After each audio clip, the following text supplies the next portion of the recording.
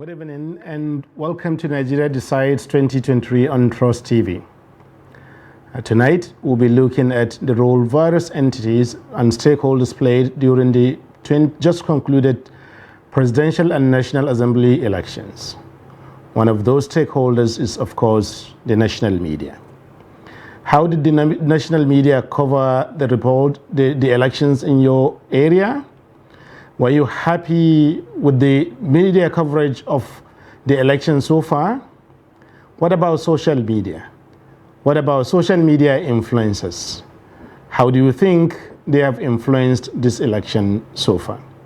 These are the issues that we engage, and happily I have with me in the studio two gentlemen who, better than anyone that I can think of, can do justice to this subject. We'll be right back after a short break. Stay with us.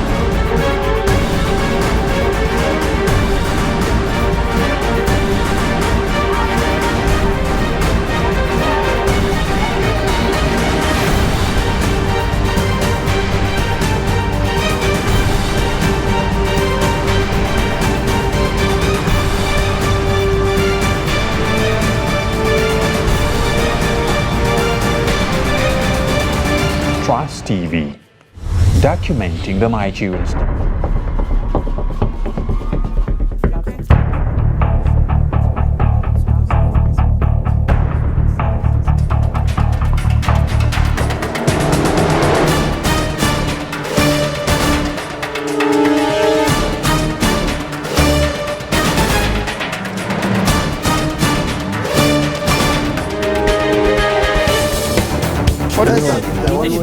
That's great. It's good to see you.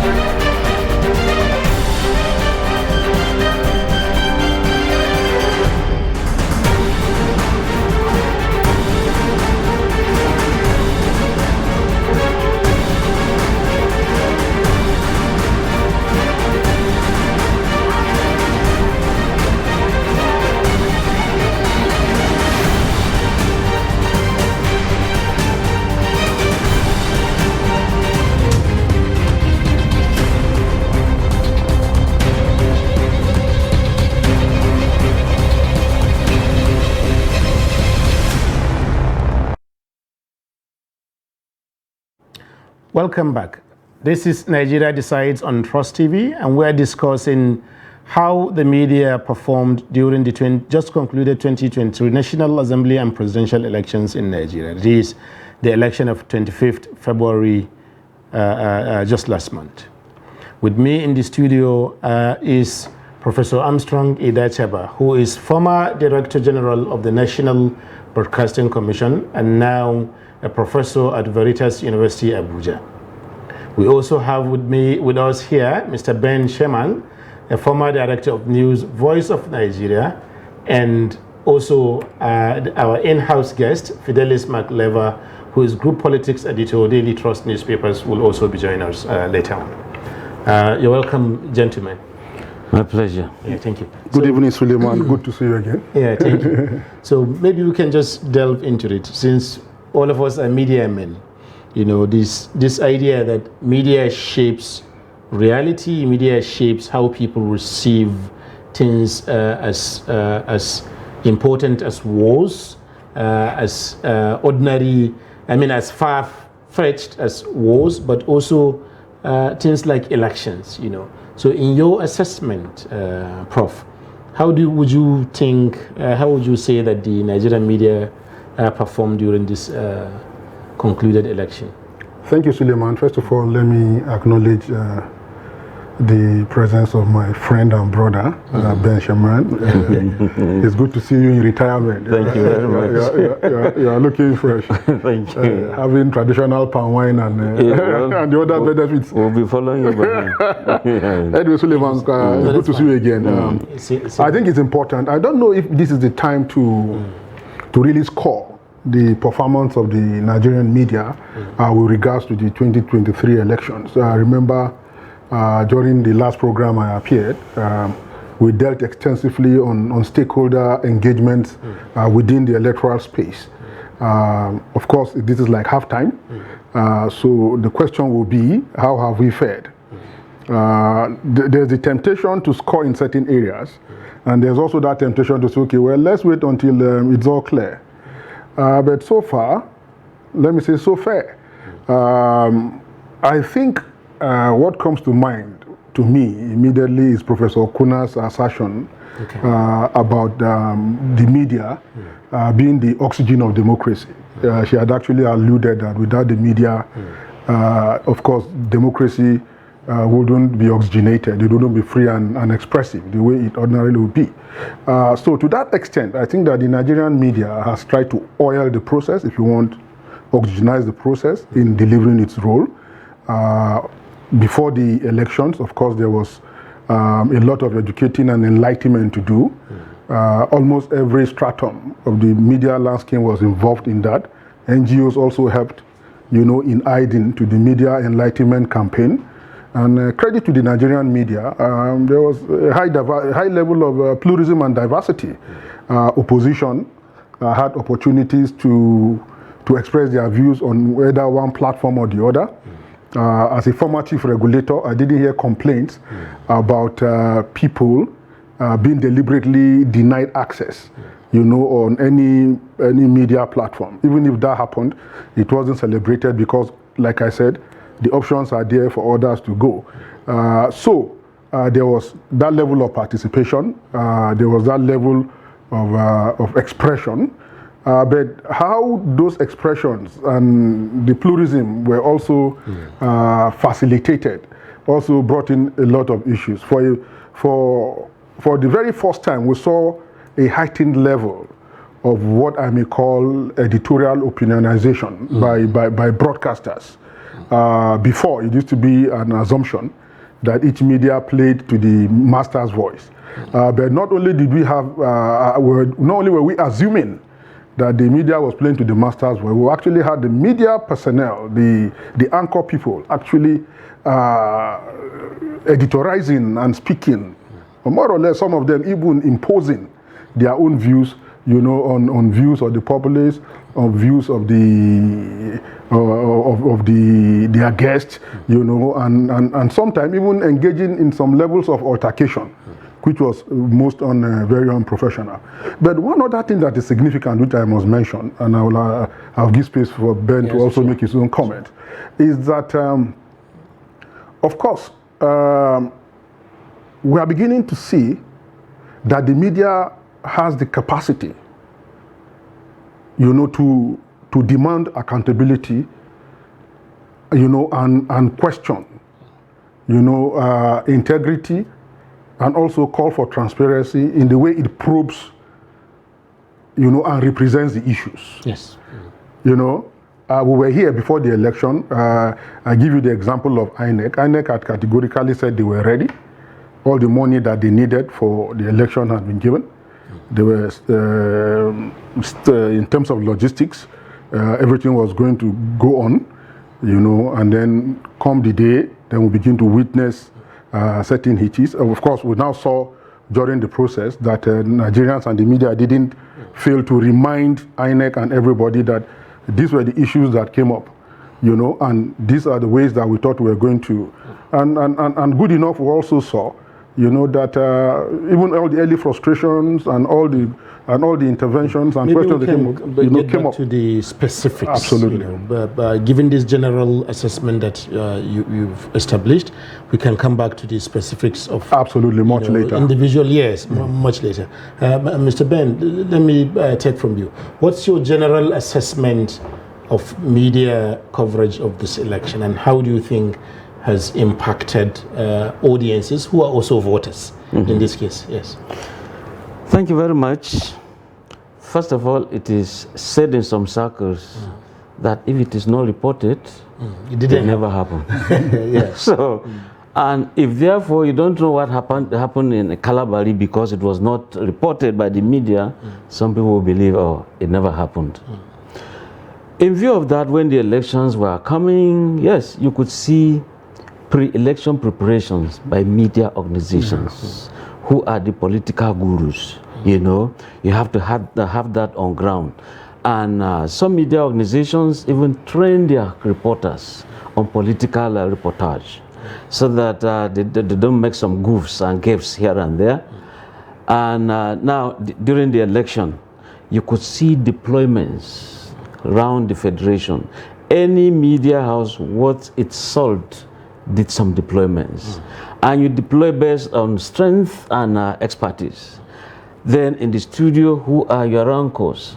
And when they do come in, of course, you find reporters giving you as it is happening, And of course, we're again doing a post-event. Yes. How did we fare?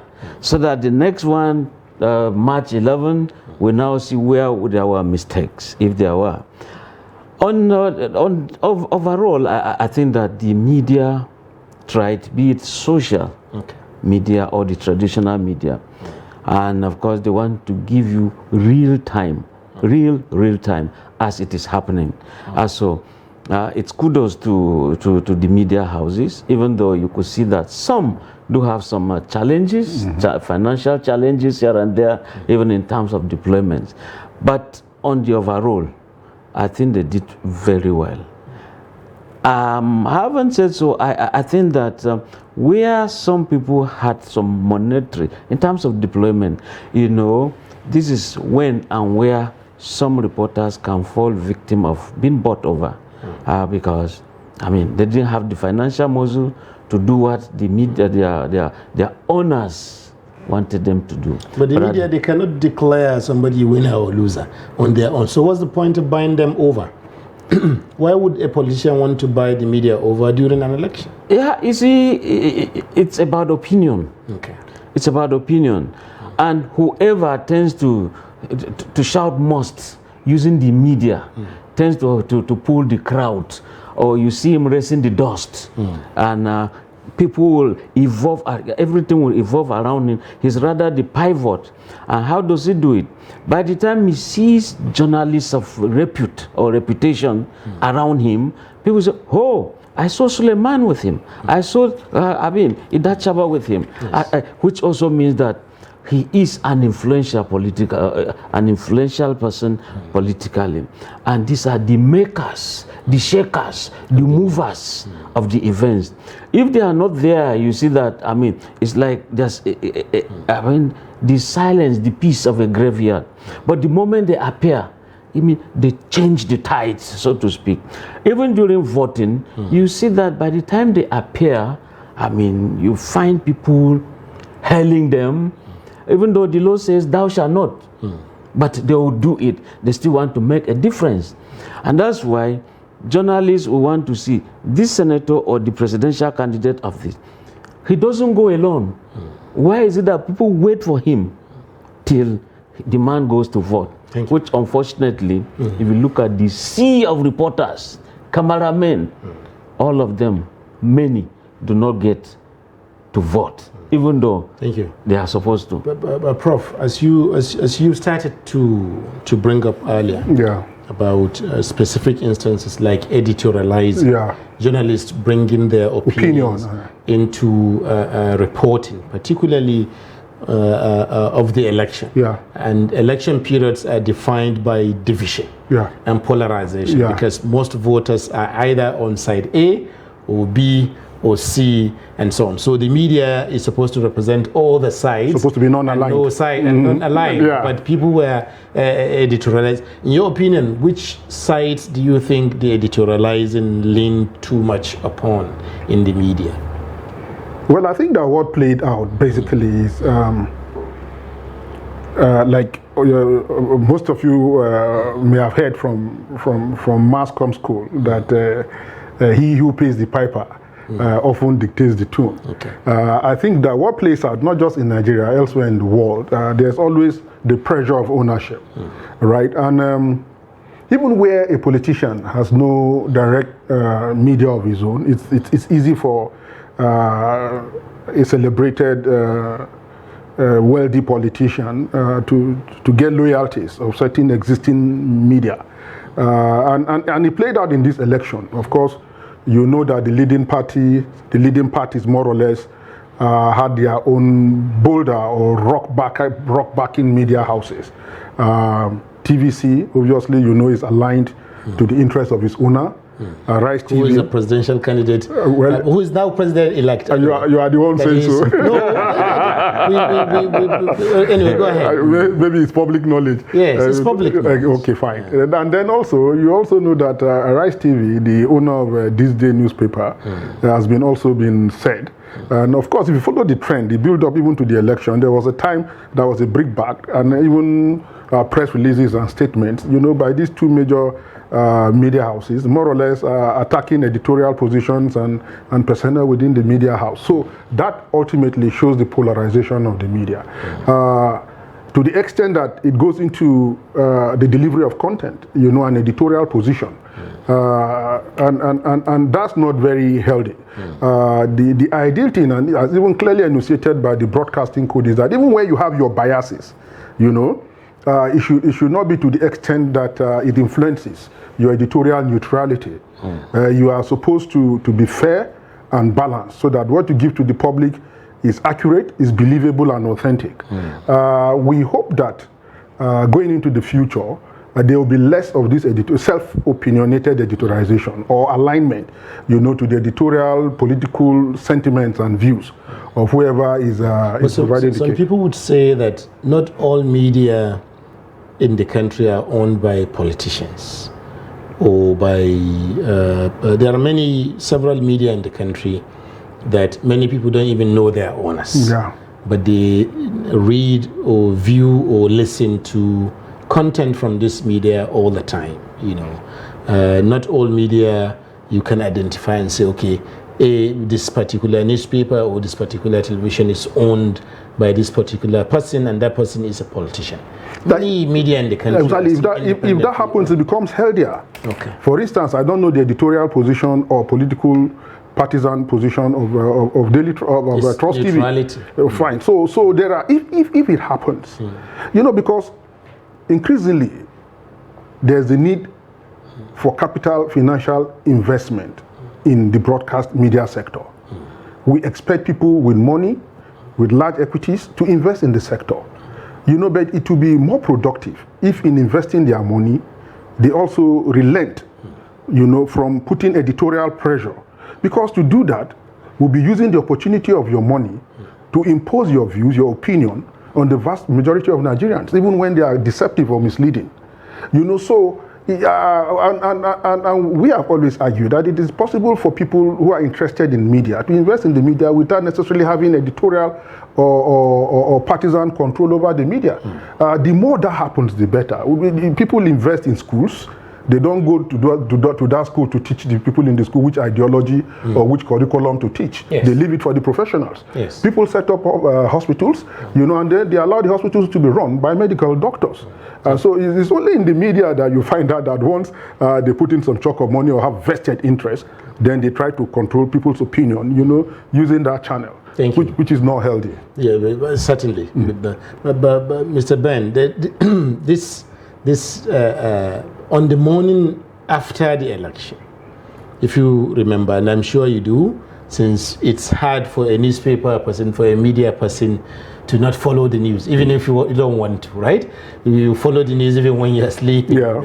So you find that a lot of the media in the country, particularly the newspapers, carried headlines that emphasized some of the issues that happened during the election. This was long before even the declaration of results. Nobody knew where the results were heading at the time.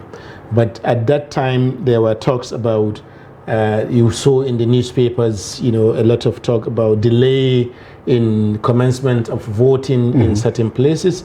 You saw in the newspapers issues of BVS, right? Not working, BVAS, not working in some places and so on. So, but some people were thinking that some of this is just maybe negative reporting, focusing more attention on the small and few instances of these things, as against the larger places, the hundreds of thousands or thousands of places where election actually went on normal. How do you assess that? Yeah, you see, one thing with the journalist is people have that trust that you give them the news. And if you therefore are on the field, all the anomalies you've seen, you're supposed to bring them out. It's not necessarily a kind of trying to pull him down syndrome or trying to pull down INEC. No. I think time has passed. Those days when they say where it bleeds, it sells. It's when people are bleeding, suffering, that it sells. But no. When you do deployment and a reporter is on ground, what really did INEC say they would do? Yeah. First, BVAS, you are captured, your fingerprint, your face, and from there you now vote. And what did I tell Nigeria before then? As soon as you do your voting, it goes to a central kind of a poll. Yes. And from there, even when the election administrators at that polling unit will move on with some physical papers, but some results have gone electronically to a central collection center. So that by the time you go there, the electronically transmitted figures or marks have already gone. All you need to do is to do last cross-checking. So if the media organizations or journalists expected that these things would happen and they never saw, it was right that, of course, they blew the whistle. And they blew the whistle so early enough, so that, you see, these are warning signals. INEC, you said you would do something about this. And if INEC, even when they were blowing that whistle, INEC appeared to be a kind of, a lackluster approach. It was like an I don't care attitude, even when they knew. I remember this same studio, some of us were saying, look, not just you're talking about security deployments, you're talking about personnel. We already have our sensitive and insensitive materials ready. But if you are going to use the general system of mobile communication, GSM providers, you are using them to transmit results. Well, how far are they? How close are you? With them? How ready are they in terms of providing service to ensure that this transmission goes seamless? So journalists were able to question this and call INEC.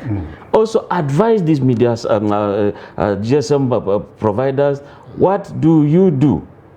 Internet, where is it strong? If it's going to come via some of these service providers, yes, let it be strong. And when INEC was saying they had tested beavers in off-season elections, and they said they were perfect or near perfect. When you say perfect or near perfect, that's 95%. So 5% is negligible. So if in the end, we journalists were able to bring out some of these things. But that's the point. Some people are saying that, and I see that Prof also wants to respond to this issue. Some people are saying that the election held in 176,684 polling units.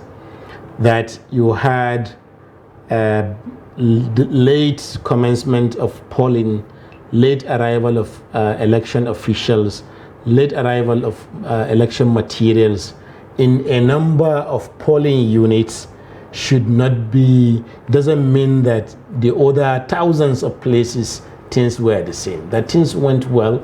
Some people by 10 a.m. they had already finished voting, you know, across many parts of the country. But the following day, this was even before people started talking about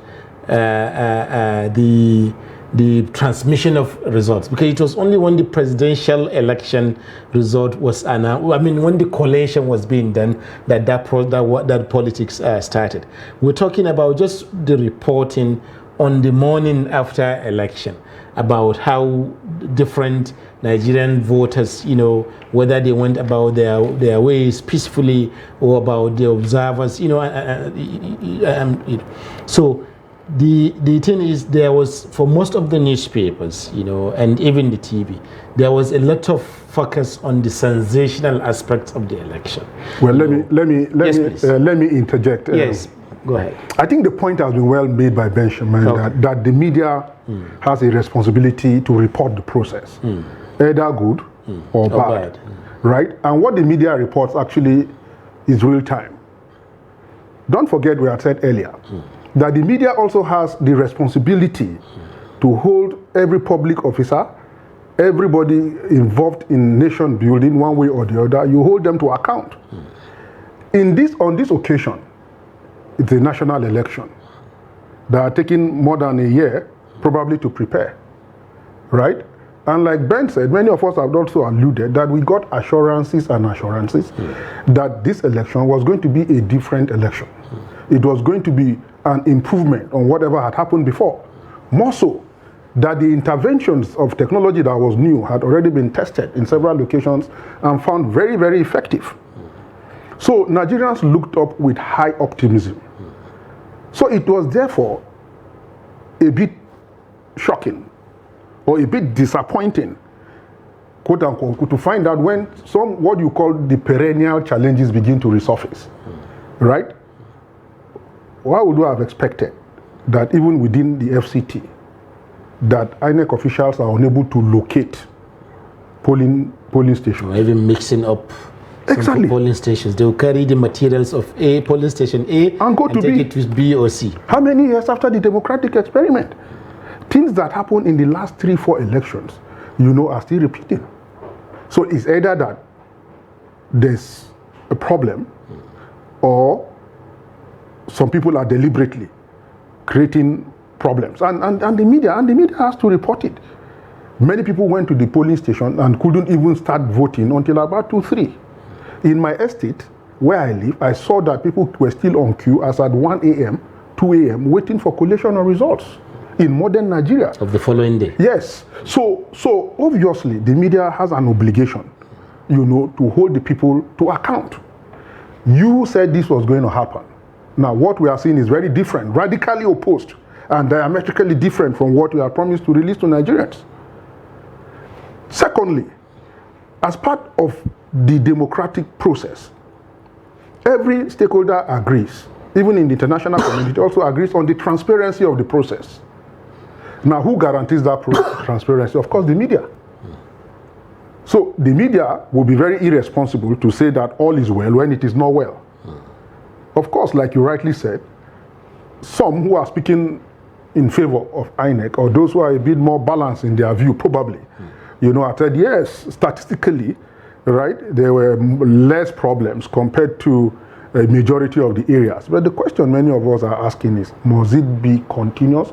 Must it be perennial? when will Nigeria grow to the level that will be able to deal with little logistical challenges of reporting to election venue, you know, at 6 or 6:30 a.m. and start opening the process at 8 a.m. as promised? You know, when will it be possible for people to come in, find their names in locations where they are supposed to be, do their process and go?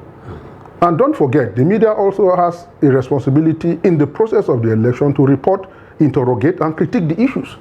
You know, so that whatever the issues are brought on board, and then, but ultimately, and I must make the point, that in all of this, the media also has a role of a peace agent. Okay. You know, there's that patriotic imperative on the media to ensure that in spite of the imperative for transparency and accountability, in spite of the imperative for reporting what is factual, right, that your reportage should be done in a way that you add peace and development, or you add value, you know, to the democratic process, rather than impugn it or bring it down to ridicule.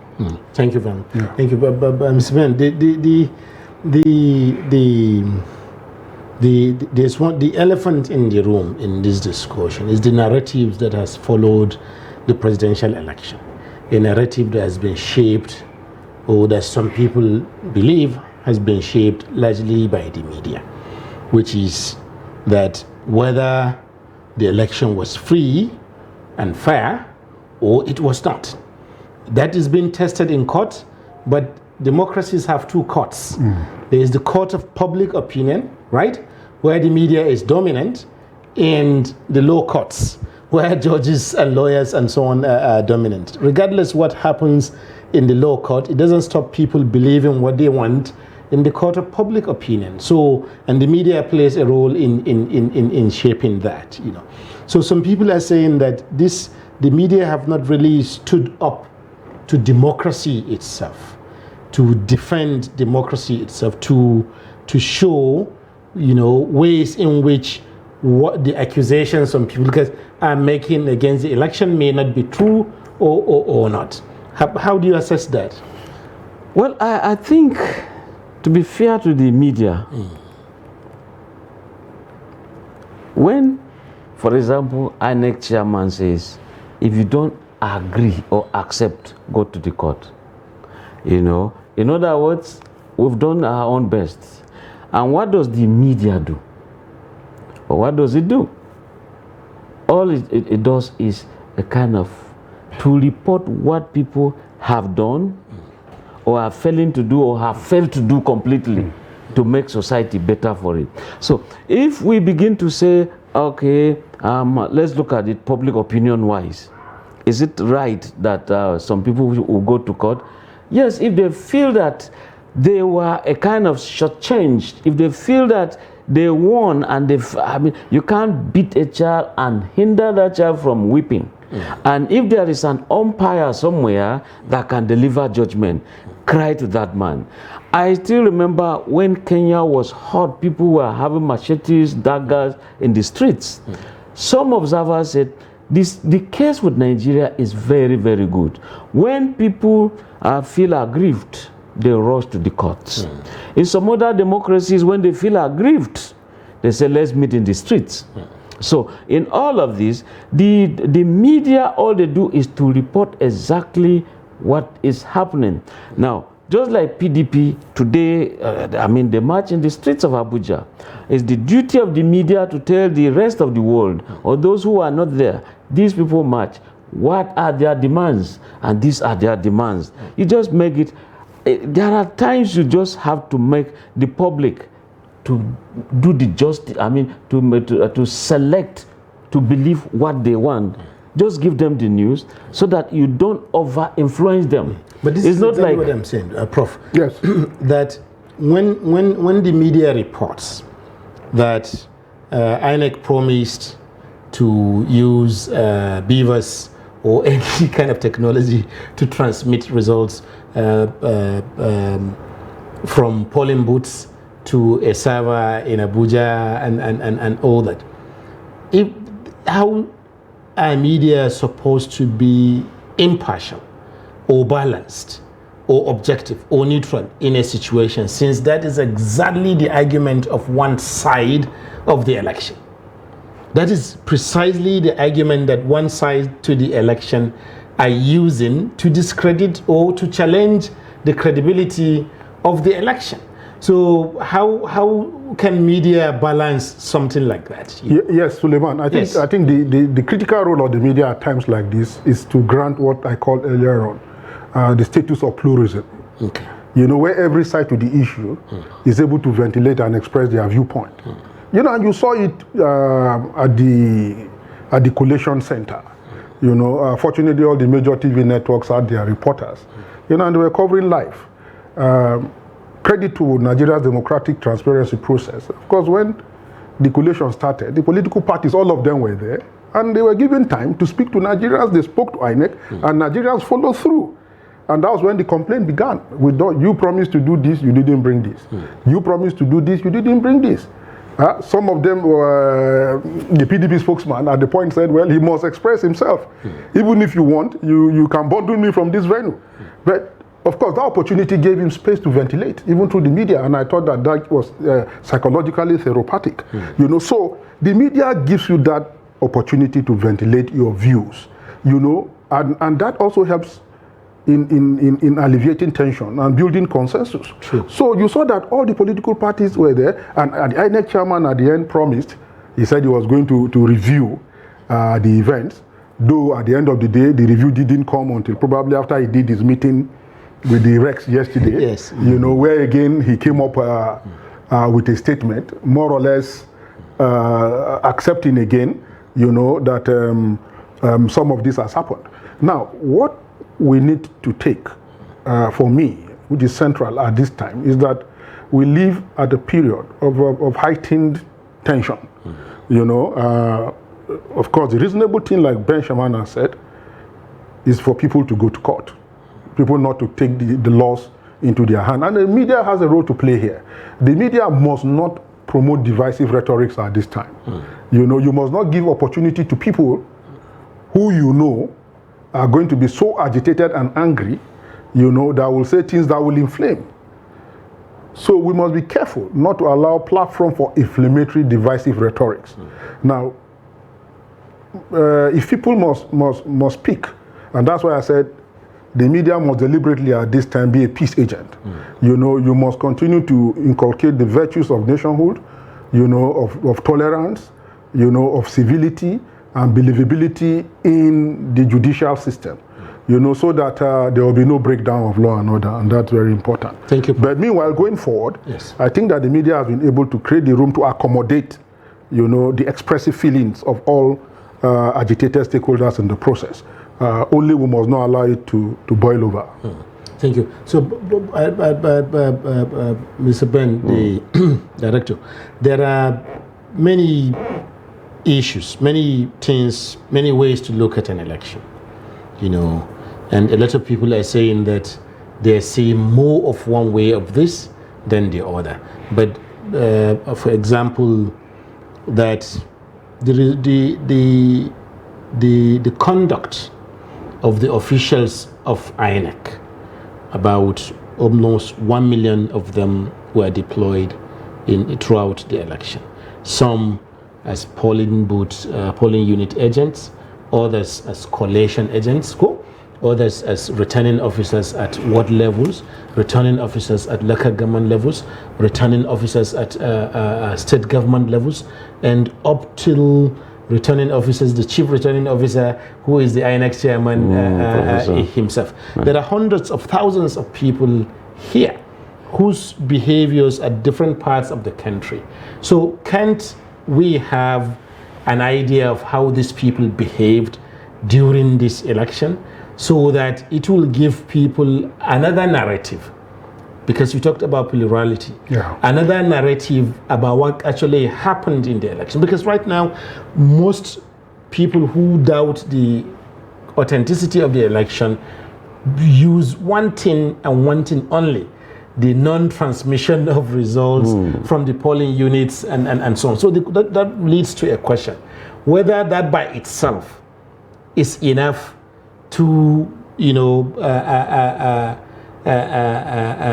is enough to affect the credibility of an election, you know. So what about other possibilities that so that people can have a broader view. The reason, if you look at the U.S. election in 2020, Trump went to court hundreds of times. You know, how many times he went to many courts to say that the election was rigged. You know, the election had problem and so on. There was no evidence that could be proved in court. There was no case that he won, not one that he won in any court. And yet, because the court of public opinion can be more influential than the low court, millions of Americans continue to believe that the election had been stolen.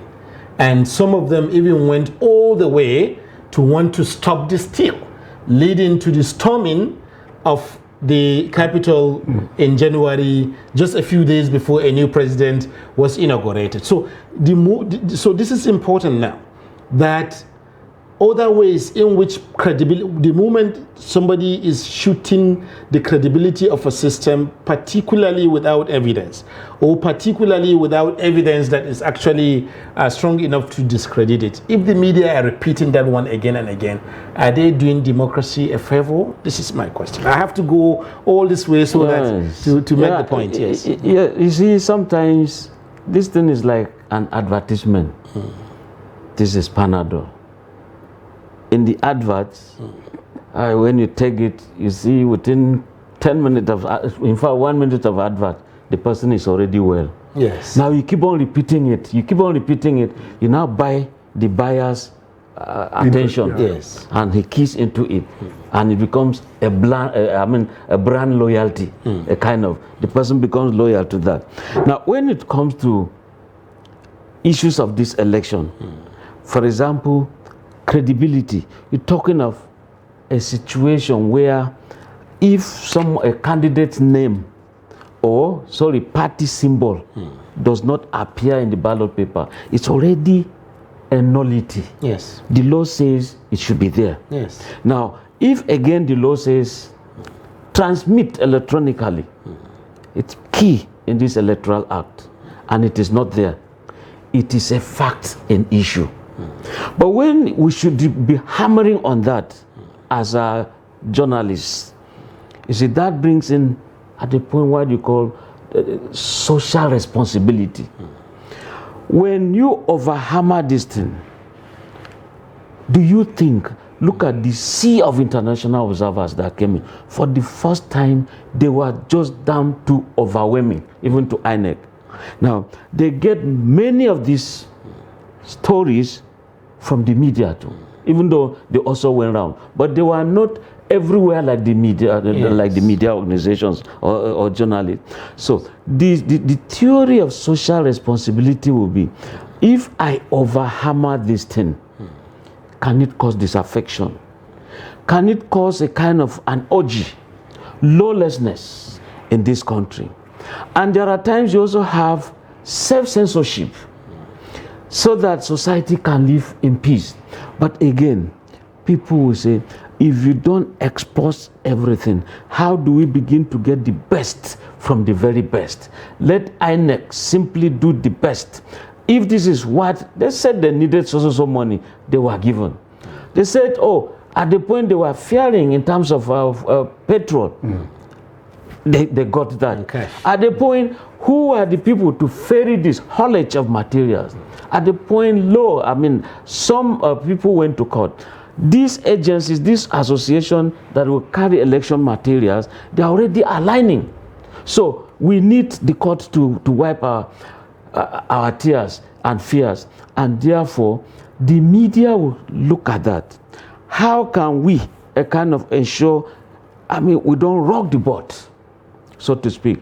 So when the media reports, and of course you begin to hear the public opinion, they help to shape society to make it better.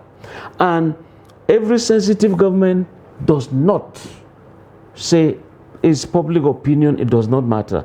It matters a lot, because you have to be sensitive, you have to be responsive when people are doing some aspirations or yearning for some changes. And I still remember, even area 10 here, When voters waited, see mammoths of voters, they all were there, just by the defense there. What they could do, somebody... that place. Yes, someone rushed there, rushed to his house and brought blank papers. People started writing their names while waiting for INEC. Now, will you now say what they were doing was legal? But they felt as Nigerians, they have a responsibility to vote. Let's take action before these people. So that when finally INEC came in, you could see that, yeah, it was easy. Those who had already written their name, they started from them to make it easy. That is citizens taking, exactly, it's a citizen participation in this electoral process. But if in all of this, you realize that INEC will now say, we came in here 5 a.m., waited, 11, you never came, up to 11:30, you then came, and in the end, results not transmitted the way they ought to be. And the journalist now is feasting on that. Will it be? I mean, let's look at it this way. A man has gone into a house, stole so much and left. A journalist reported it. Now they're saying the problem is with the journalist. Not with the man. It's not with the thief. I don't know. So I think... You don't get his logic. No, that's not the logic. The logic is you have an election and a winner has been declared. Yes. That election were in fact 2 elections. Yeah. And the surprises in that election, the results of the election speaks about the authenticity of the election in its own right. At least according to some, you know, that in this election, 7 sitting governors could not even win the Senate. This is the first time it has happened in Nigeria. Isn't that evidence of the credibility of an election? 20 governors of states. Nobody in Nigerian democracy is more powerful than a state governor. They are more powerful than even a president, you know. 20 governors could not deliver their own states to the candidate of their own party. Isn't that too evidence of the strength in an election or lack of it, you know? Also, this is an election in which 2 opposition candidates, the votes that they had, the votes of the Labour Party candidate, the, PDP candidate, and the NNPP candidate, if you add all this, it's almost 15 million, almost double the votes had by the president-elect APC candidate Tinubu. This is the first time opposition parties have scored so many votes in a presidential election in the country. So the point and the logic is that there are several areas of evidence for the credibility of the election. But why is only one test being used again and again and again? This is the point. So if media focus attention on these other ways, people will have a broader view of the election, even if they don't agree, rather than focusing on only one side of the team. That's where I've been headed. I agree. But I think Prof wants to come in. Yes, maybe just before you do, let me remind our viewers that our lines are open and you are free to call us to make your contributions or ask our questions. Everyone is in this. We're all in this together. Our phone numbers are written on your screen. Just pick up your phone, make your call. When you call, you tell us your name, where you're calling from, and then, of course, make your contribution or ask your question. The discussion is becoming more interesting. I will be happy to have you join us. Thank you. Yes, Prof. All right, Suleiman, I think I get your drift. Yes. The point Suleiman obviously has made is to say, look, there are certain pluses in the entire process. Certain democratic many credibility tests exactly for the election, probably, you know, he gave the myth about the invisibility of governors, you know, and the fact that some shock election results that come from certain areas, including maybe, of course, in Lagos, where where Labour was able to overtake the strongman of Lagos, you know, and all of that stuff. Now, for me, the way to look at it is to say, will the reaction be the same in developed democracies? Will it be something new if an incumbent is removed from office? Certainly not. The American democratic process has shown that at any point in time, the will of the people actually determines the results of the election. Exactly. So we must grow to the level where the will of the people must be supreme. Right? And why we have these assumptions of improvements, skeletal improvements, is because of the attitude, of brigandage, of hooliganism, of totalitarianism in the electoral process, where people use their position to emasculate other people and ensure that they impose their willpower. That should not be Nigeria's democracy. And you made the point about credibility. Does the fact that some of these shock results happen skeletally in certain areas? They were not skeletal. 20 out of 36 states cannot be skeletal. Well, okay. Do you want me to say that it was a preponderance of a revolution? It's really when the APC and not just in the is still in control not just of the presidential the election. APC is still in control of the Senate. Are you saying that an election in which APC is no longer in control of the Senate is the one that is then That's not genuine? that's not what we're saying. What we are saying is, of course, there's been an attempt to revolutionize the process, right? But for you to now say, because some of these efforts have happened, right, that it establishes total credibility for the process. No, that they are part of credibility too, and they should be mentioned, but they are not being mentioned. They are That's the point. So they are improvements. Okay. Right, and that takes me to the initial point. Now, you made the point when Ben was speaking earlier about over romanticizing or over laboring the point of beavers, right? That there were other components of the electoral process that the reporters are not talking about. Yes. Which are these? Of course, the media reported also violence in several locations. They reported falsification of figures. I know in my own Kogi state, 1 or 2 people were killed. I saw the INEC director in Port Harcourt said he was receiving death threats, and actually said on national TV that he was going to resign, that his family told him not to go on with the process. He was intimidated. So there was ballot box snatching, But I think the INEC chairman admitted that. Exactly. So you see, Suleiman, that there are other levels of infringements, other levels of electoral breaches, that actually impugn the credibility of the process, as you are saying. Not minding. I agree that there may have been little efforts, of improvement here and there. So, but where there's a detraction in credibility, of course, it erodes the credibility, the total credibility, and transparency of the process. And as media people, as patriots, we must interrogate the issues. Yes. Which is I'm trying to do now. Exactly. To explore all possibilities. Exactly. I don't have any side. I'm just trying to explore all possibilities. Absolutely. Which is what we are doing. Yeah. And I think it's important we continue to do that. Thank you. So, Director, this is one of the issues. I like the note on which he ended. We continue to interrogate. After all, that's our job as media people. Now, if you look at, some people are saying that okay, in this election, you have the strength of the media themselves. They're not equal. Some of the candidates, not just the election, it's about even individual processes, small issues. For example, that the performance of the police, this came out well from the media, that this is the first time I think Nigerian media will be saying well done to police. A lot of people on TV, on radio, in the newspapers, right? Used the media, commended the performance of the police. How do you see that? Yeah, I think I'll give kudos to the police force, bearing in mind that elections are civil conduct, and therefore the police, like they said, is your friend, and therefore they are the lead agency when it comes to elections of this nature.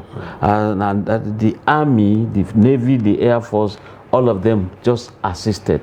So when you look at the deployments, even before the deployments, you could see that it took the replica of 2019 where people were saying, look, elections will not take place in Northeast because of Boko Haram activities. But the army boss then ensured, look, there were proper deployments.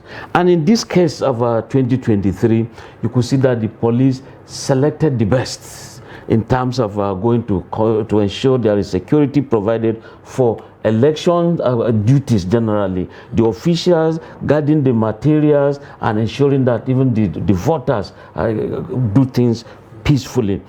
So they were trained and they were told what human rights are.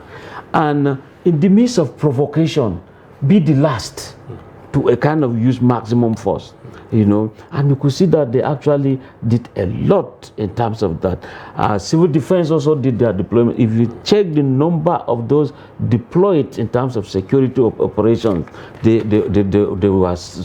were so huge, and therefore the operations itself. In fact, before the elections could start, there is this thing they call show of force. They went around Southeast, for example. You could see them in camouflage, you see them with all sorts of APC, well kitted and moving around to tell them, see, we are not here for a joke. We are here to ensure you vote. Whoever is coming to cause mayhem, enemy in this society, we are here for you.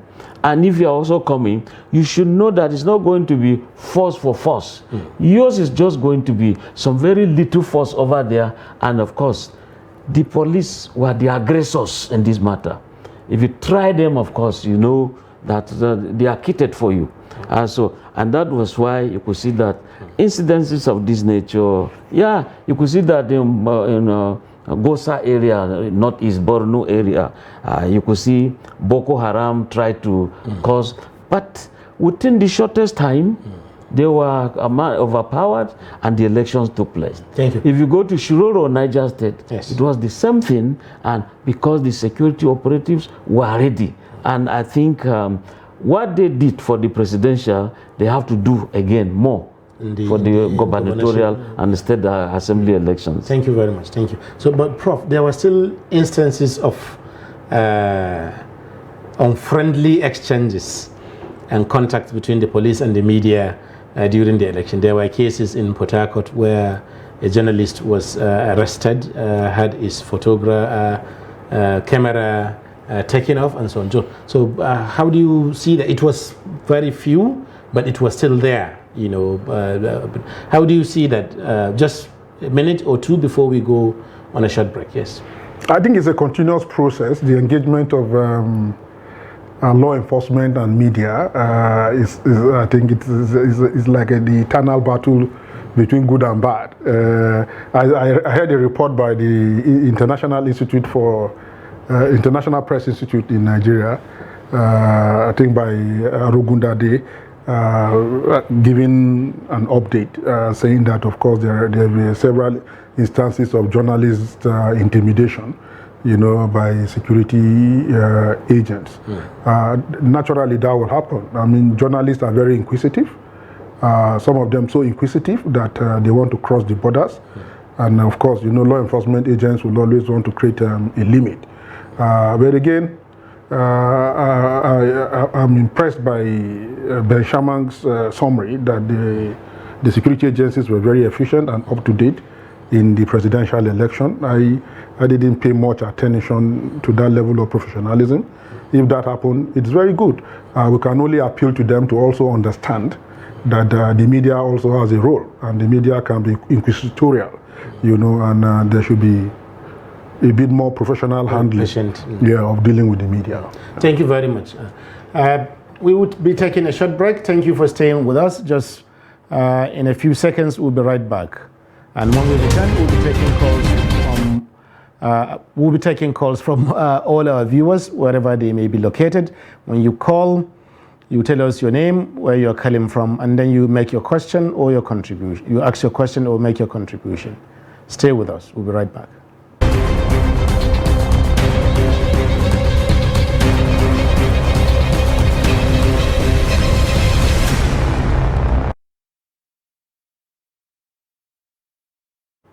Welcome back. This is Nigeria Decides on Trust 2023 on Trust TV, where we're discussing the role that media played in the just concluded 2023 presidential and National Assembly elections, and the role that the media will play in the next second leg of the election, which is coming up this Saturday for the governorship as well as House of Assembly elections. So with me, of course, is Professor Armstrong Idachaba, who is former Director General of the National Broadcasting Corporation, and Mr. Ben Sherman, who was Director of News, Voice of Nigeria. Welcome once again, gentlemen. Thank you. So, so far we've been talking about the role that media played in the election. We have another election just ahead of us. We have also not yet talked about social media. So maybe we can look at a little about social media during the election. Because if anyone is wondering, the difference between social media and a place like where we are now is nothing other than control. In a place like this, you can't just say what you want, but on social media, you can do so to some extent, because even on social media, we have seen that sometimes people can get into trouble for not being careful what they say. So what is your assessment, Prof, of how the social media, of the election on social media? Wow, I think that the social media lived up to its rating and character during the election. Yeah. Yes. Of course, the social media, whether you agree or not, is the bigger marketplace of information flow. Absolutely. And before the election, of course, there was a lot of activity, a lot of communication, a lot of messaging, a lot of dialogue and engagement on the social media, and that continued during the election. What was perhaps the most unique regarding the intervention of the social media was with the speed of reportage. Whereas it was probably difficult for the traditional media to get to the nook and cranny, you will find out that from every polling station, people were already exchanging information and sending pictures. Like you rightly said, a day after the election, reports were already all over the place, yes, regarding deployment of equipment, logistical challenge, and all that happened. Even the celebrated case about beavers, yes, and the uploading of results actually also began from the social media. And I recall that even if I may interrupt you a little, now on this segment we'll be taking more callers. No, not a problem. So anytime we have a call, I may have to go on a break. Interrupt. We have Jonah from Yobe. Jonah, you're welcome to Nigeria Decides 2023 on Trust TV. Go ahead. Oh, okay, we've lost Jonah. Yes, sir. Go ahead. Yeah, so I was saying a lot of the issues had already started, were already generated on the social media regarding beavers. Many hours into the first meeting, the first press briefing that the INEC chairman even made.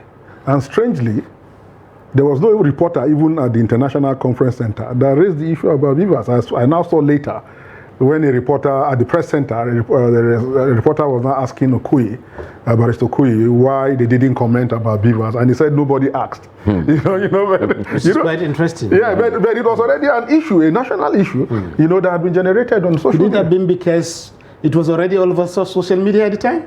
Would that be the reason why the traditional or conventional reporters didn't feel it was an opportunity to ask? So what it does to me is that maybe because of the pluralism of platform, the fluidity of the social media, the elasticity, the capacity, for easy deployment. The issues just flow. Let me bring you in now. One of the characteristics of that election on social media is multiple results. Yeah. Particularly at polling units. You just see Amo Idofe, like a government, just like that. Without any authentication, without any authority to support, because results can't come out of nowhere. They have to have some basis for, right? Yeah. You know, for their coming. So how do you assess that? You know, some even forms with handwritings of people, Yes. you know, but as if they are coming from polling units. Some may be true, but you never know. It's social media. How do you assess that? Yeah, you see, some may be true, some may be false. In other words, no smoke without fire. And exactly. Yeah. And not all rumors are lies. And so we still have to look for substance. Having said so, I'll just say welcome to the media world, media convergence, where indeed, this is my small fun. We're now talking of, I mean, when we talk of media convergence, the traditional media, newspapers, television, radio, you see, they all are converging in one small smartphone. We have Ade, or is it Andy from Kaduna? Andy, you're welcome to Nigeria Decides 2023. And we are talking about how media have shaped this election so far and how they are likely to shape it in the coming weekend. Please feel free to make your voice heard by asking a question or making a contribution. You can go right ahead. In my own contribution to this matter is that I think it is right in our position have to learn on how to accept defeat, because is really a lot of damages to our political and to our democracy. Because you recall in 2011, where President Muhammadu Buhari, I think he tried, when the first time he tried, he lost, and he really went to the court. His point is made that politicians should accept defeat. I think. Okay, but since we are talking about the media, Andy, so far, are you happy with the way the media have? We've lost Andy. So yes, he's made made his point. Yes. So media more about the election than about media. Yes. Now I was making the point of media convergence. Yes. Where in a small tablet you get your newspaper, you get your radio, and citizen journalism. Everything. Someone is voting, or there's an infraction somewhere. Someone is snapping and sending. Sometimes it's sent real time. Yeah. And you see, those days, newspapers like Daily Trust, Daily Times of those days, Guardian and all that, you still have to gather all these things and wait till tomorrow. No, they don't want to be left behind, because what is happening now, there is an avalanche of the media. There is a big change. If you wait till that time tomorrow, then in fact you are left behind. And that's why you can see Daily Trust, they have their TV. Daily Trust, you have the newspaper. Daily Trust, you can get images, you can get photographs. And in terms of citizen journalism, you see that people are now using it effectively to cover, transmit information, sometimes without being guided. Sometimes, even like we were talking about Amodofin in Lagos and many other places. You see that someone would just go snap something and say, this is the result of this. And sometimes the misinformation there, they just say, okay, Obi has won. Won what? Maybe just one polling unit. You didn't clarify whether it's that unit. You just said Obi has won. And if you send that to the east, you send that to the northeast, you send that around the world, say, oh, Obi has won the election. I've just received the information from Nigeria. So people have to be careful when they see social media. We have a caller online. Yes, Daniel from Otupo in Benue State. You're welcome to Nigeria Decides 2023. That's very particular. I'm very much happy. Only that what I'm not happy about is the newspaper have broadcast the news the other following day. Because the only country that we broadcast very particular night was the Daniel, you are too close to your TV. Can you step a little away from your TV? as you speak. The other result. But it do surprise me how the newspaper outfit from Nigeria could be able to read those reports without getting from Africa. That's why I have problem with protecting. Thank you. So we have two issues. Thank you, Daniel. Two issues have emerged from the callers. The first was saying that the election has been held, a winner has been declared. Let the losers accept defeat and move on. If I get him right, that's what he said? No, he alluded to the point that even the current president had gone to court severally. So he was advocating the court option rather than. I see. Okay. So how does the media, represent this moment of transition, where an election has been held, a winner has been declared, but the result has been rejected by the opposition parties? The acceptance of result by opposition parties is very crucial to the legitimacy of the winner, isn't it? So how does and the case is now in court, meaning that the media, what media can say about it would also be limited. Absolutely. So how can media negotiate this varying banana peels? I think before you answer, we have a caller from Enugu. Tony, you're welcome to Nigeria Decides 2023. You can just go right ahead and ask your question or make a contribution. Okay.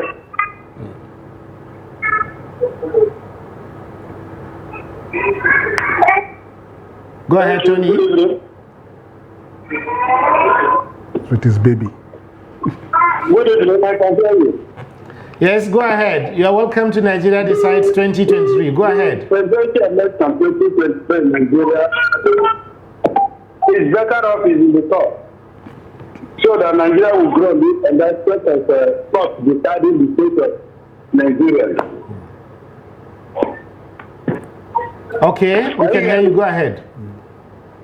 I say it's better that the case is on the court, so that Nigeria, the court will decide the fate of every other Nigerian.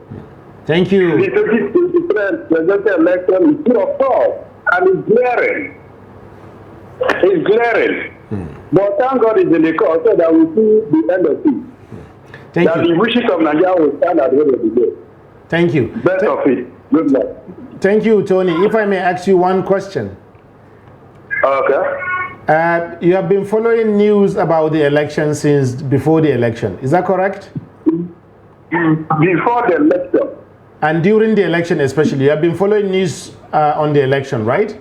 On TV, radio, newspapers, social media, right? Yes. Are you happy with the news of the report that you are getting so far, with the performance of the media? Do you think the media have tried in giving you news about the election? The media did their best. Their update is okay. They did their best. There's nothing they can do. Even when you bribe the media, they don't have impact. They did their best. They commend their effort. Oh. What was saying that Nigeria is free.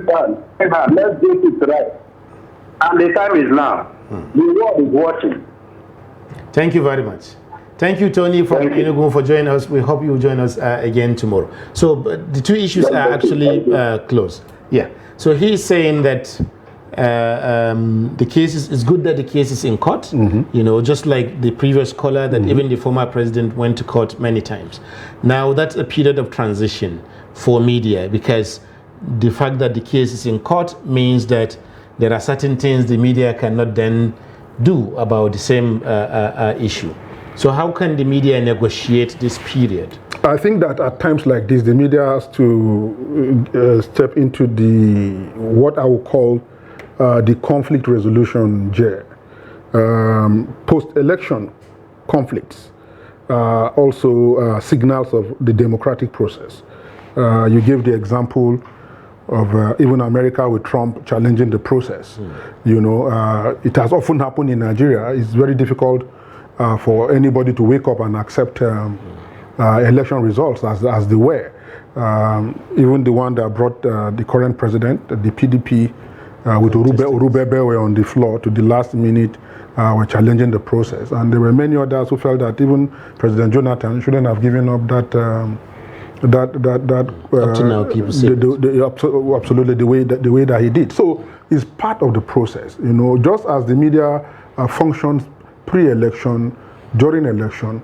Part of the role of the media is how it mitigates or how it intervenes in the process post-election. And that's why I said earlier that the critical function of the media at times, not just of post-election conflict, at times of any level of national conflict where there's apparent division, you know, or divisiveness among the people, is for the media to be a builder, a nation builder, to be a peacemaker, so that you don't aggravate the levels of tension, so that you don't reopen the fault lines. So these are not times for people to be too partisan. This is not the time for the media to give voice, like I was saying, to people who are chauvinist, either in terms of ethnicity or partisanship. This is not the time to allow things that can inflame or ignite passion and tension. You know, so the media must be deliberate at this time, you know, to create, you know, positive solutions. And one of which is the decent process of going to court. You know, a lot of people, even your callers, have suggested that, and I think that it's a civilized, democratic way of going through the process. More so that at the court, you know, we expect that justice will be done, and the court will also be seen to have been thorough, you know, in addressing and interpreting all the issues that are related to the process. So hopefully, as we have seen, in spite of whatever misgivings we have about our judiciary, a lot of people have said, and I've heard plenty of people say on many occasions, that the court is the hope of the common man. We hope that this time there will be the hope of the country as well. Thank you. So, Director, there are other things that media can do as we move towards the second leg of this election, the governorship election. Maybe learning some lessons from any issues that may have emerged from the 2015, from the last week presidential and National Assembly elections. How do you think the media should reposition themselves over the next week, and particularly on Saturday, March 11th, when Nigerians go to polls to elect governors and State House of Assembly members? Yeah, just be professional. And in being professional, bear in mind that there is a scale for you. That scale is all sides must be taken into cognizance. If you are interviewing A in your studio, the opponent, don't go to his house, bring him to the studio. I want to have a caller. Joshua, can you tell us where you are calling from, and then you make your contribution or ask your question? I'm calling from Ebonyi. From? Ebonyi. Ebonyi, very, very interesting. Go ahead. So I am trying to say that. Hello? Yes, go ahead, please. Oh, we've lost Joshua. Joshua, you can try to call back. We would like to hear from you and to hear your views on the issue in question. The issue in question is the media and the 2023 general elections. How they did in the last election and how they are likely to do or should do in the next coming election this weekend. Yes. Stay with us, Joshua. Yes. So I was talking about, we were talking of being professional when it comes to the next elections. The journalists must be very, very professional and ensure that whatever you're writing, it must, reach those basic things you call in journalism, who is saying what, where, when, how, and why. Don't just cook stories and you don't allude them to anybody. It will heighten tension. The journalists must not be among those who will hype some contestants and take them to the zenith, and in the end they create tension in society. No, that shouldn't be the thing. If you are also giving sound bite, please give the correct sound bite. If you are giving some photographs, please don't tilt them towards and some kind of giving them some second meanings. And of course, don't just move with those whom you think are the movers and shakers in those areas. Be neutral in such a way that whatever you're saying, they believe you, so that those in opposition will believe you. Even those who are neutral will praise you. Those who are in government will believe, oh, this guy is neutral. And that is how the journalist gets that credibility. The media organization he works for gets that credibility. And of course, wherever you don't go, if you are not sure of these facts, like it is said, confirm. You still can't confirm, reconfirm. For you to break a faulty news, it's better you bring your news later. You lose nothing. Rather than saying so has won against the law. And of course, it turns out to be faulty. So your own credibility will be at stake. And as much as possible, let society live in peace. It's not as if you're a journalist because you want to pull down anybody. No. Yours is to ensure that there is harmonious living. You don't also go into profiling. We have a caller. Hello, Theophilus from Kaduna. Thank you for joining us. This is Nigeria Decides 2023, and we're talking about what the media can, should, or should not do during these elections. Go ahead. Yes, at the moment,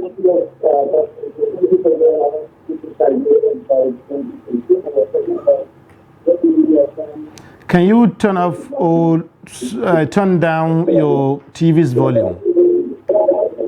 yes, I'm turning down the volume. I'm watching, so let me turn it. Okay. Okay, you are welcome. Go ahead and make your question. Ask a question or make your contribution. Yes. Okay. So, about the media, the impact of the media. Truly, the media is doing well. Okay, the go media ahead. is doing so well, but the thing that they should stress on is the implementation of this the Electoral Act. I wonder why in this country, once, let's take something serious. This was a bill that later became an act signed by the president. And now with a very strict rule that we should adhere to the use of this bill as an uploading result. I wonder why in this country we don't take constitutional issues serious. Why on earth should anyone give any reason for not using the uploaded results? For which, without, nothing should be taken serious. How can you be collecting results manually, just like back in 2019 and 2015? What difference are we making? 403 billion to be wasted on manual returning of results, reporting of results. Can I ask you, Joshua? Let's take this serious. Yes. Let's take this serious. Let me not attach emotion to it. Okay. Can I ask you a question? The media is doing well. Can I ask you a question? Do you, because yes, you can ask. Okay. Do you think that if the election is collated manually, that affects the result of the election? Of course, yes. Okay. Of course, yes. Go ahead, please. Go ahead. Anything manual is transmitted manually. Yes, go ahead. We're all listening to you. Yes. If it is transmitted manually, that means it can be altered along the way. But if it is online, at least it is safeguarded and protected by certain technical issues. That if it is manual, you are subject to be manipulated. Okay, thank you. So maybe we can address that a little, just because one issue that has come out of that is what do people even know, what do Nigerians know of the difference between this manual and online collation of results, and how that has anything to do with the credibility of the results, So I don't know, do you believe that even people in the media, or Nigerians generally, are sufficiently informed about manual and electronic transmission of the results? I think that Nigerians were sufficiently enlightened regarding the new intrusions into the Electoral Act, regarding collation of results. I mean, not only did INEC itself repeatedly say at every fora, you know, that they were going to do things differently. And like we all agreed, they had said over and over that this process has been tested in several locations and is 100% or more or less 100% successful. A lot of NGOs, partner agencies, YAGA Africa, also helped them in the enlightenment process. So there's no doubt that this was a major innovation into the Electoral Act. Though I've heard some people say, well, what the Electoral Act says in one section is to say the manner of collation to be prescribed by INEC. But I also read in myself, I think in section 45 or thereabout, B, C, or D, where it clearly stated that the results will be transmitted. Transmission, if you check the dictionary definition of transmission, is electronic. There's no other way of transmission. He's a broadcaster. You don't transmit if it is not through the electronic process. So it's not about semantics. It's clear. The whole philosophy, the idea is real time, on time, as the votes are counted. And don't forget, all the parties had their agents, you know, and they were there. They did come back to that. Yes, Suleiman from Kontagora, thank you for joining us on Nigeria Decides 2023. And we're talking about how the media have represented the elections and the issues in the elections so far. You're welcome to join us with a question or contribution. Just go ahead.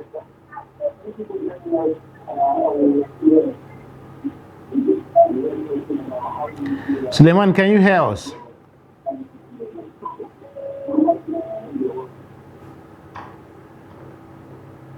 Okay, so yes, you were talking about the agents have their, all the political parties had their agents at all polling units, and they witnessed the counting. Even the observers. And the observers, yes, also accredited observers, national, local, international, and all of them, even the observers had groups, you know, that were set up basically.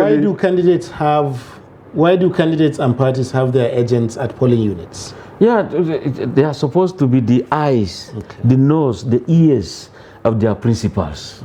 If you are for party A, I mean, the principal is somewhere, bearing in mind that voting, people go back to vote to register in their villages. Now, therefore, if you have someone in Kerenkoko in Niger Delta area, another one is in Lela in Sokoto, it follows that you have to have someone to put an eye on your behalf. And it is when they've finished that you sign that, yes, this was done. And just had that Dominic has joined us right from Kubwa here in Abuja. Yes, Dominic, you are welcome to Nigeria Decides 2023. And we're talking about how the media has represented this election to you and to the world so far. Go ahead and make a contribution or ask a question.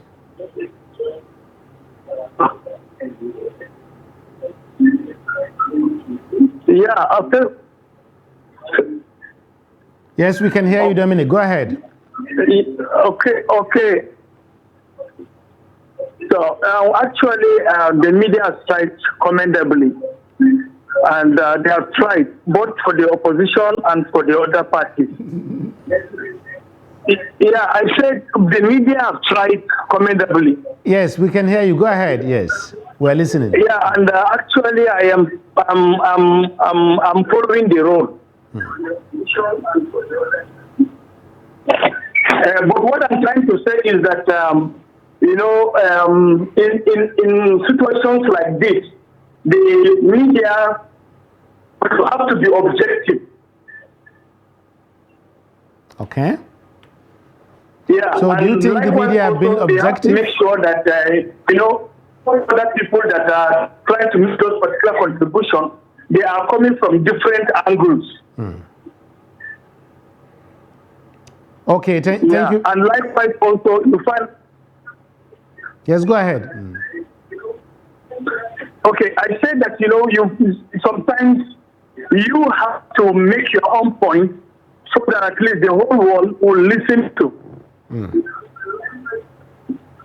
Okay, thank you very much, Joshua Okay. from Cuba. Thank you for joining us, and thank you for contribution. We hope you join us again next time, another day on this show. Yes. So, go ahead. Issue on ground. Why do parties need agents in polling units? You see, they are just to observe.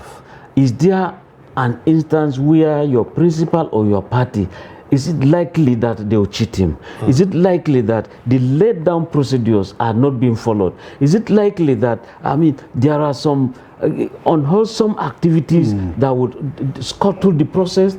All of this, they also have reports to do, so that in the end, they are also given part of this result. And that So is the agent will also have copies of the results. exactly. And these copies of results are also facts and issue. For example, when you finish election and they say, this for party this, that's your agent, this your agent, and you all sign. By the time you leave, now So there's an each issue on agent has ground. to sign on the Yes. results Exactly. before they are accepted. Accepting. But some people feel, I mean, no, I don't like it. It didn't take place this way, this way. It's left for you to now write a small minority report. But in as much as many others had written, they accepted, when you go to court, these others will present this. Yeah, it took place, and this was the certified copy. I mean, this is the certified copy from my name, but this is the copy I was given, something like a photocopy. So they go home with it. And every political party will now And go. those results are original results also. Exactly. They reflect the actual votes. Exactly. And that's why some parties, by the time all over the federation, your agents will bring what they have produced, accepted over there. By the time you add, they already know whether they are losers or they are winners. So when you saw Orubebe, for example, making some, creating some drama, he already knew this was the result.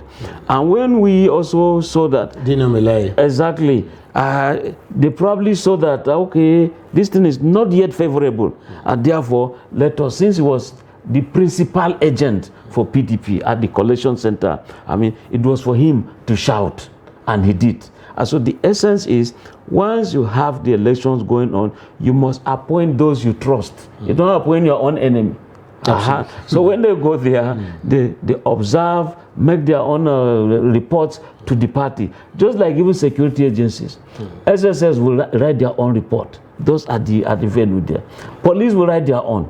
Everybody writes. And by the time you begin to collect all of this, they take you to somewhere. And that's why they said, electronically I have a caller transmitted. from Ekiti.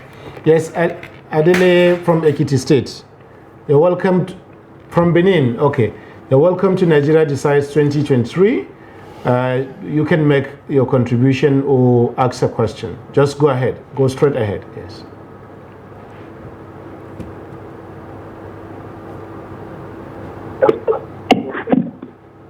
Thank you very much. Yes. Professor Omofo Adile from the city Edo State. Okay, go ahead. Yes. I know you are talking about media, the role of the media in the.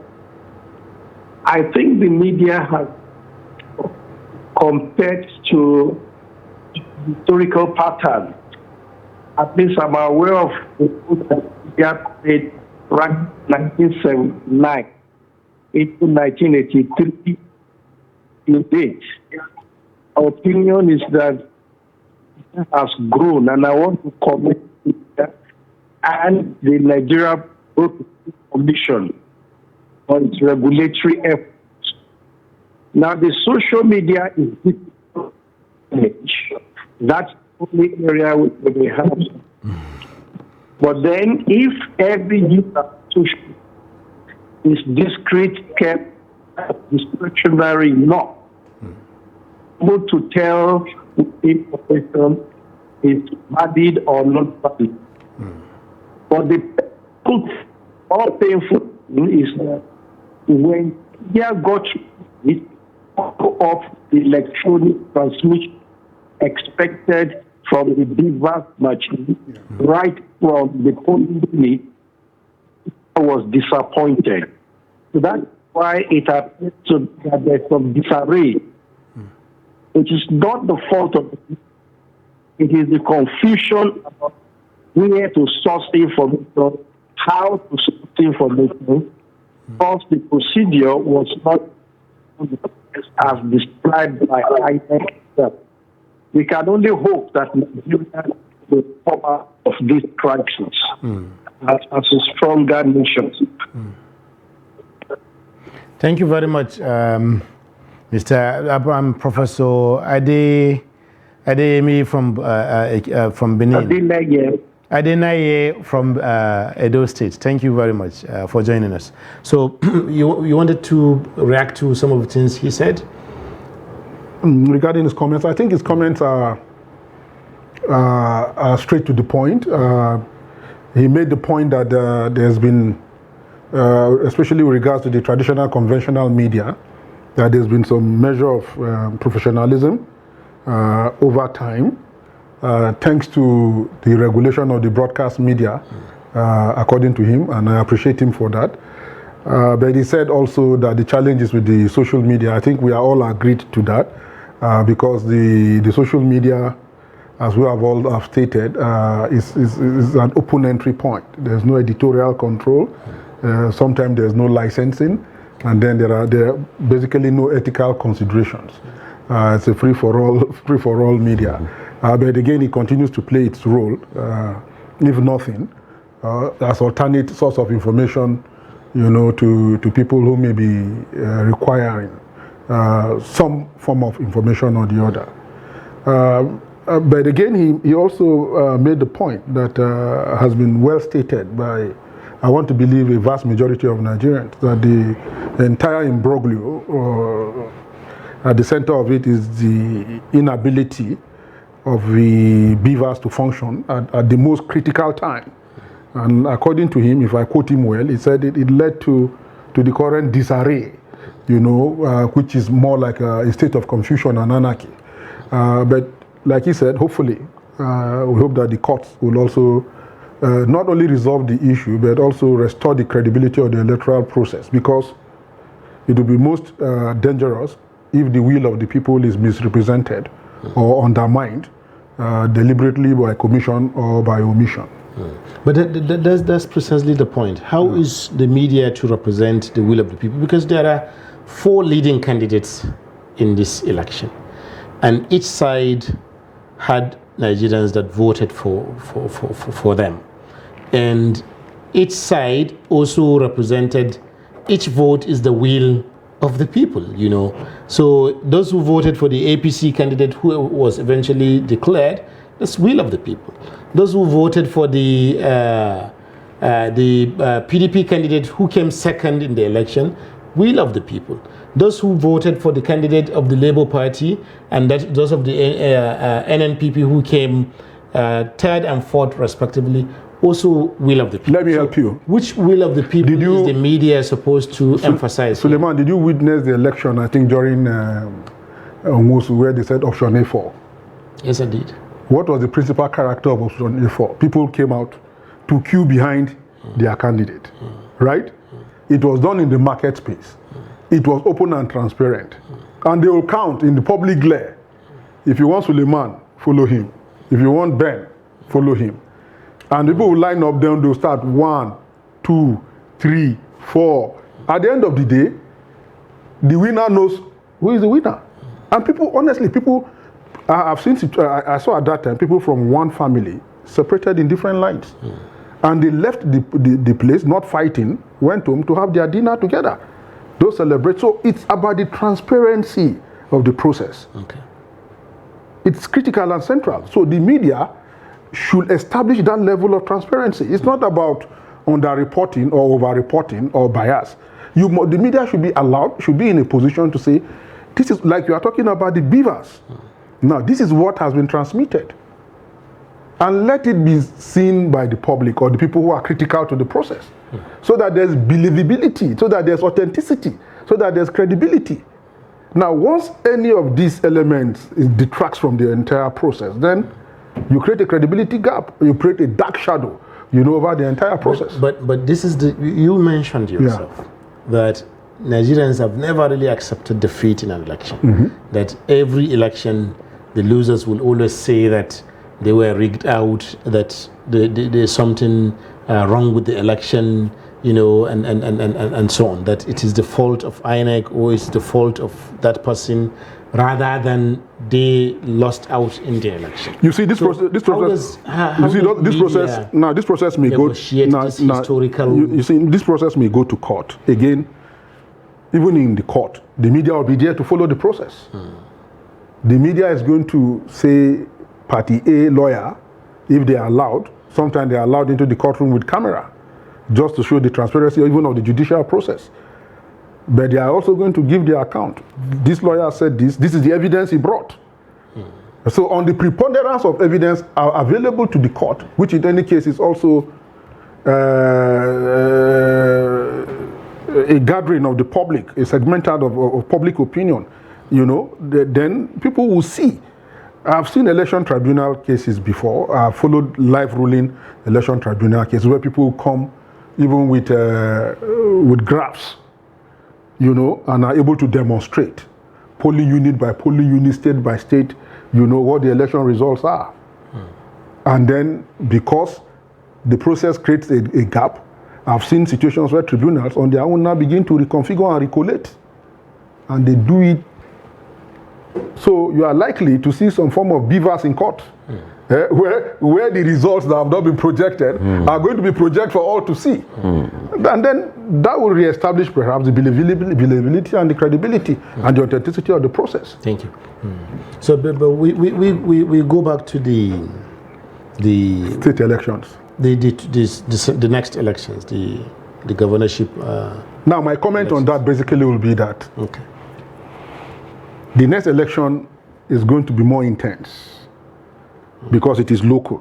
You know, domestic fights, they are more violent. so members of the House of Rep, probably from one clan against the other, House of Assembly, one clan against the other, one neighborhood against the other. They know themselves. They know who their supporters are. They know who their backers are. So it's going to be more fierce. And the tensions, the ethnic fault lines, perhaps are even more aggravated. So my appeal to the media will be to be more circumspect in terms of reportage. You know, the national assemblies are a bit isolated from the cultural, immediate socio-cultural environment of a lot of societies in Nigeria. You know, so there's some level of emotional detachment. You know, these are Abuja people. But this local one is going to be very condensed, it's going to be high-wired, and reportage, both on conventional and social media, will have to be very, very careful. It will have to be very, very careful, because any little misrepresentation, any rumor or misleading story can set up one community against the other in very violent dimensions. Doesn't that raise question of diversity in the media? Because you find that many media organizations in say, because you said these are local elections, so usually local media or local reporters will play a major role, a more useful role, because they have that cultural proximity to understand the issues, the persons, you know, in a particular place.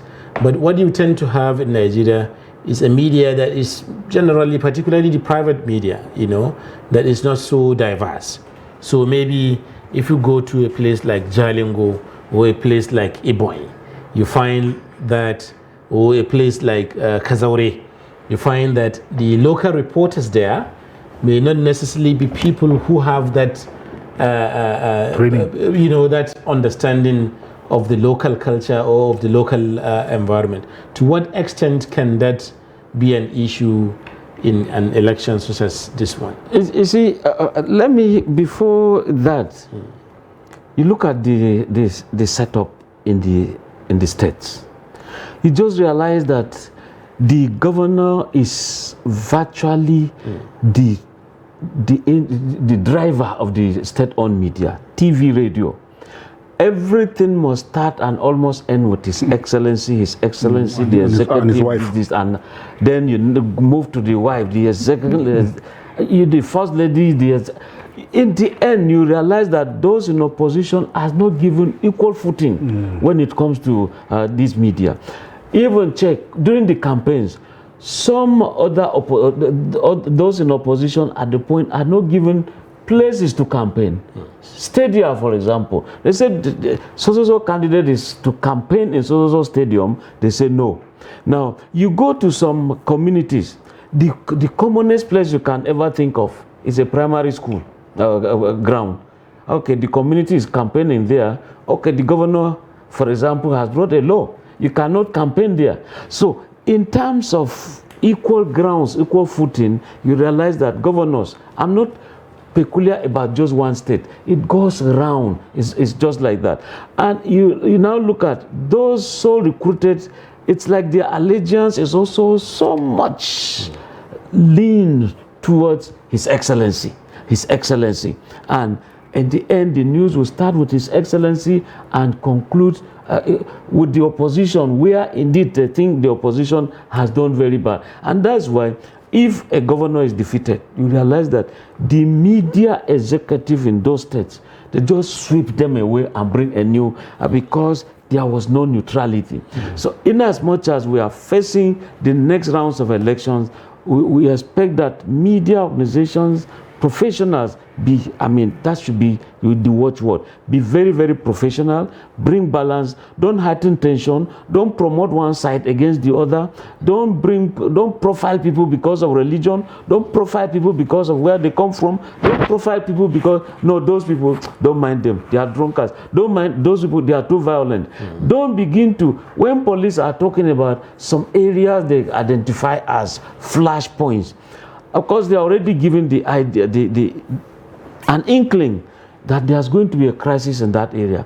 The police, the security agencies have already identified them as volatile areas. Sometimes you even want to send a reporter, they say, police have already identified them as being volatile. Why am I going there? Why am I being sent there? My boss does not like me, and all that stuff. So if we try to, douse tensions by our reportage, if we try to go developmental journalism, debater, and that was why people would organize what they call debates, so that you begin to see the prowess, the candor, the ability of a man to deliver.